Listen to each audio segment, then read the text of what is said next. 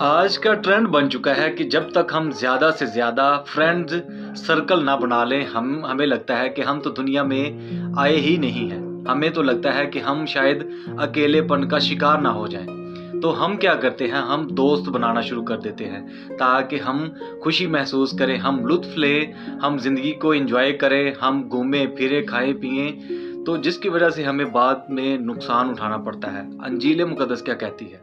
लिखा है, जो बहुतों से दोस्ती करता है अपनी बर्बादी के लिए करता है, पर ऐसा दोस्त भी है जो भाई से ज़्यादा मोहब्बत रखता है।